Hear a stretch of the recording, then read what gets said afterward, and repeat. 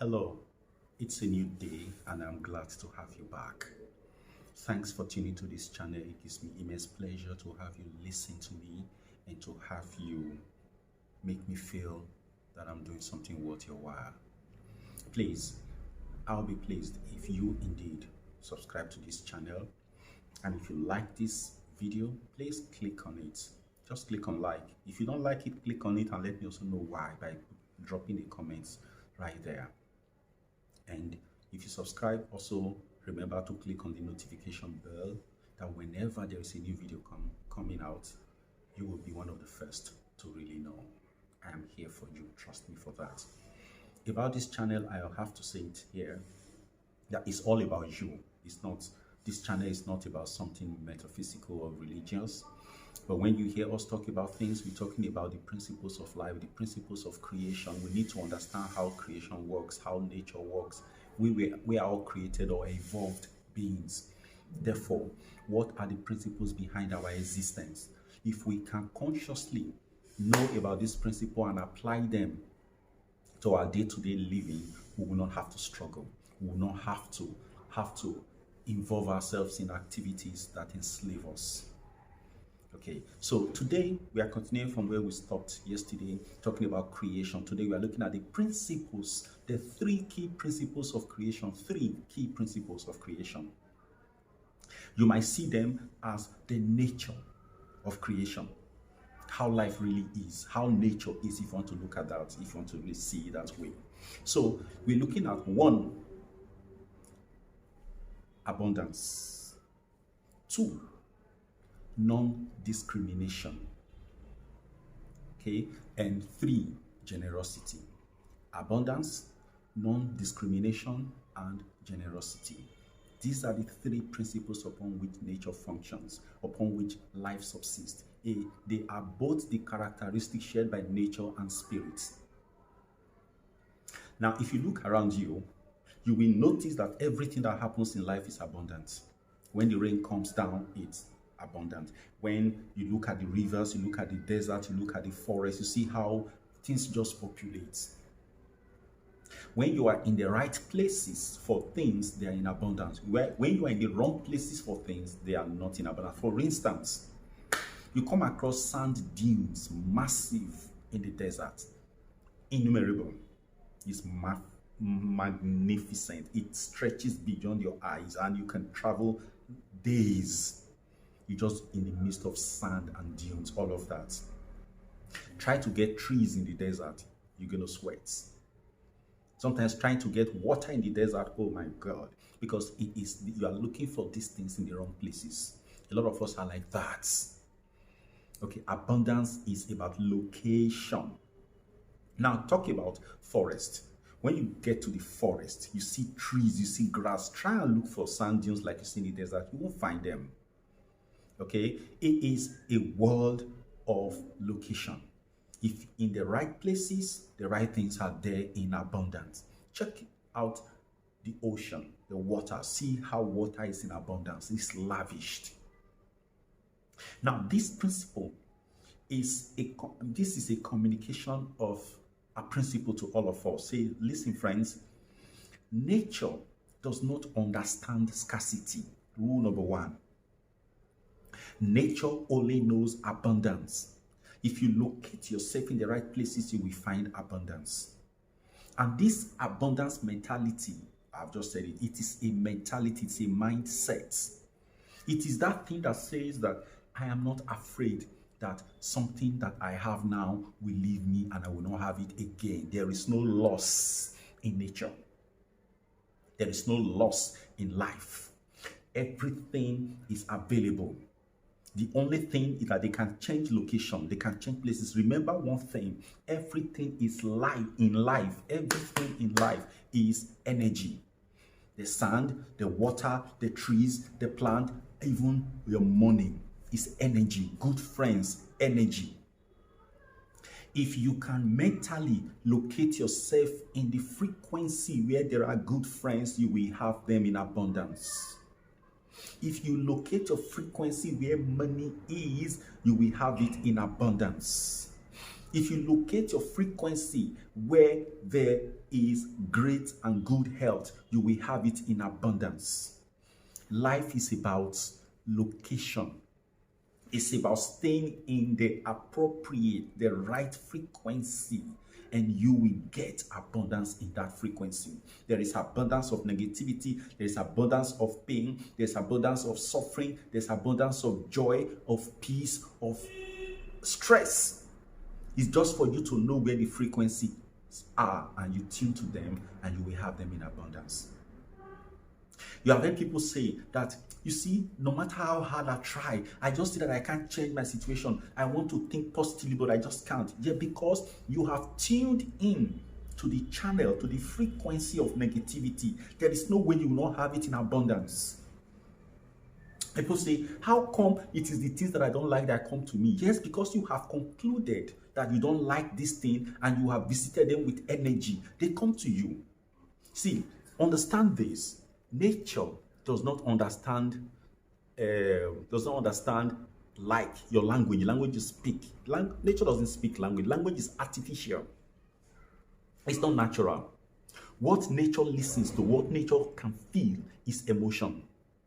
What emotion are you sending out?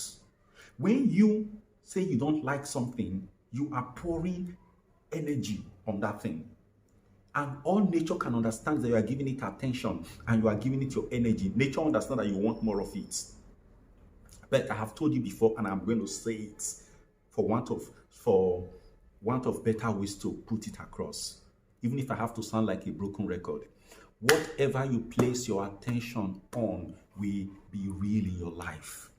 Attention can be in form of, oh, this is so beautiful, I like it. Or, oh, this is so ugly, I hate it. They are the same. Okay? Now, the principles that I've just mentioned to you of generosity, of abundance, and of non-discrimination. You see it? Nature does not discriminate. You know what? It is such a vast topic. I can actually take abundance, generosity, and non-discrimination on its own so that it could be easier for us to understand. It's deeper than just the words as they sound. Let's look at generosity, for instance. Or, okay, let's look at abundance. You see, the concept of abundance is a mindset that says to you that all things in life are replenishable, that nothing can ever be lost. Okay? That you are not in a position to operate scarcity. It is not possible. You see, when you say you don't have, you are having an abundance of scarcity. That is on its own.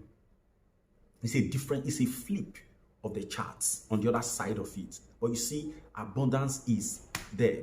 In business, there is what I call enterprise mentality. When you are going into any venture, stay with a mindset of abundance.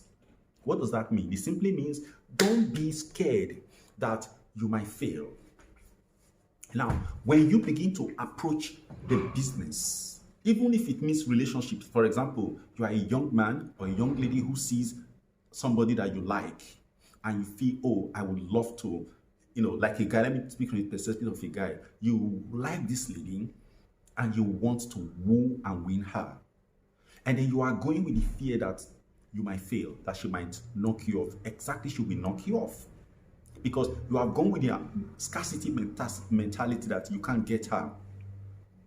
Okay? But if you went with boldness, with the understand, what gives boldness anyway is the understanding that there is no loss.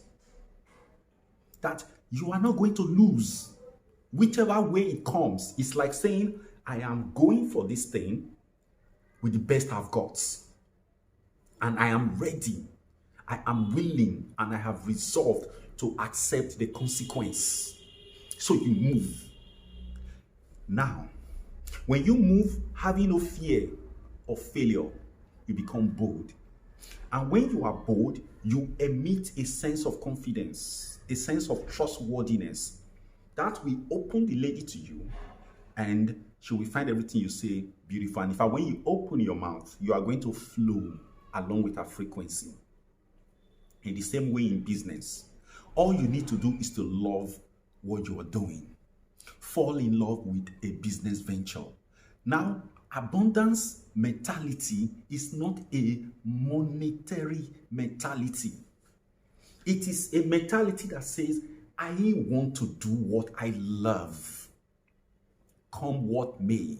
I am prepared to take the consequences of doing this thing. If you have not gotten to that state where you are willing to receive, embrace the consequences of your actions, of your investment, of your ventures, don't start. Don't do it. Be willing to take responsibility for it and blame nobody. That is the spirit of enterprise. So, if you were someone who have an idea and you approached an investor and you see the investor speaking in such a line that, if this thing is going to fail, let me know because I don't want to waste my money. Please, I advise you walk away. The first thing, if you cannot convince this person to understand that this is fun, life is a game, it's not about getting back because nothing is leaving you anyway. It's about saying, I love this project for what it is capable of adding to humanity. You see that? What I find very funny in today's enterprise world is that there are no enterprise. What is going on is it's a greed mentality. People just want to push something and get in abundance, get back plenty. Okay? They are not interested in impact. They're hardly ever interested in the love of the venture. Even if you don't love the venture, the love that you are making someone able to express themselves in a way they best know. That is enough. Okay? When you go in with that mentality of love, of commitment, okay, you are going with a mindset that says, I'm losing nothing. Head or tail, I win. That is the mentality. And you put it in. That when you are doing things out of fear, that, I'm going to lose, I want to win back, all those mentality becomes mercenary. And the mercenary mentality is an insult to nature. But when you take up the responsibility of saying, this is what I love, I am going for it. I'll give you a very clear example to close this. I will take the other segments, other portions later. You have chosen to be an entrepreneur because you have a burning desire to contribute to life along the lines of your talents. Okay? Along the lines of your predilection, the things you love. You started to pursue. And then year 1, year 2, you are not making so much profit, you are not making much. You resign from a paid employment to start. Then it suddenly occurs to you that, hey, things are going south. What do I do? Then you start checking through job enlistments, trying to look for a job. You want to go and pick a job. You do that job, hoping that you can recoup some money and then come back again. My friend, you are not serious. For everything in life, there is a price to pay. You should be willing to pay that price for enterprise. If you are not willing to pay that price, you are going to be doing a yo-yo between your dream life and the other life that has to do with the mercenary. Say, I am doing this for money. I'm doing this for my own survival. People who changed the course of history were not survivor mentality people. They were not survivalists. They were thrivers. They were people who left the normal hub and home of life and they went for the serenity above the din. They rose. They wanted something out of the ordinary. They wanted high impact. And so they did it. It's a mentality that says, nothing can happen to me and end me because I am endless. Okay? And when you have that kind of mentality of abundance, you are not going to be greedy. You are going to support other people when they are also pushing for their goals because the sky is wide enough. And even if you don't have the material resources to help anybody, as an abundant mentality person, there are two things you can do. Okay? You can give them your advice. You can give them your volition, your positive volition for their success by wishing them well. You can rejoice when they are succeeding. You know why? That rejoicing is a way of saying, I am plugging into the possibilities that exist in life. Joy is open-ended. It is not closed, but greed is closed. Okay? Envy, jealousy is closed. Okay? Criticism, that's another part we talk about when we do generosity. That comes under generosity. But see, under abundance, your heart should be open to the people, to everybody. You don't have a competition. Okay? There are no competitors. If somebody were to come to you who is doing a similar business as you and seek advice, brother, sister, give it willingly, because that is the spirit of enterprise. That is the spirit of abundance. You are simply saying, I do not welcome. Okay, let's not use that expression, but this is what you're actually saying. I welcome support from everywhere it comes. Everything in creation, all of creation is in partnership with me. I am open to cooperation.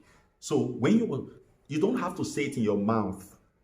It is your action that nature, that life will respond to. So when somebody that is in competition, not in competition, but that has a similar business line as yours, comes to you for advice, comes to you for assistance that you can give, and you give it willingly and even bless the person along with it, that is a mentality that says, I'm open to cooperation. And there's something I learned from Mind Valley, Ken Honda, talking about arigato in, arigato out to your money. And he says, you should see money as the air that you breathe. Do you really bother when your next air will come? When you are breathing out air, do you struggle for the second air to take in? You're not even conscious. Why? Because of memory. The moment you first took your first few breaths, you realized that there is no use gasping for it. It is around you in abundance. So you got used to it. People get used to abundance mentality by practice of this nature. Just like people became used to scarcity mentality by practice. Don't have a competition mindset. Have a cooperation mindset. Bless those that need. Rejoice with those that succeed. Because it is a validation of your faith in the abundance of life. If they get it, then you are also going to get it. Focus your attention on what you have embraced as the principles of your existence, which is what? Enterprise. And that enterprise is that you are against all odds. In fact, all odds are in your favor. It is the unfair advantage when you go in that way. Look at nature. It's all about abundance. So why will you go against nature? When you are greedy, you are embracing scarcity. You are of the scarcity mentality. Therefore, what it means that you are going against the current of life. You might think you succeed. You might succeed financially on the outward and the external part. You might make the money, okay? But on the inside, you are poor. You are impoverished. This is where people have so much power, as in political power, corporate powers, but they are scared. Because externally, they have power, but internally, they are weak. Therefore, they need security around them.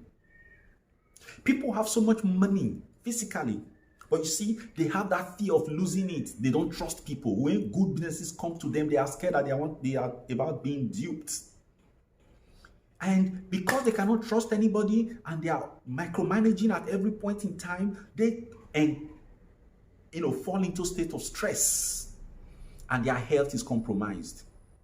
But you see, there's something about the Bible that I keep referring to. It said, the blessings of God, it maketh rich and addeth no sorrow. But these people are having sorrows already. They've got power, they are not safe inside.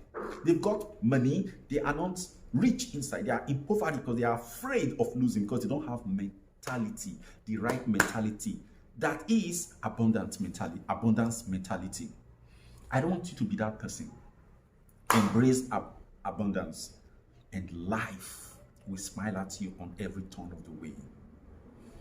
Have a great week. Thank you.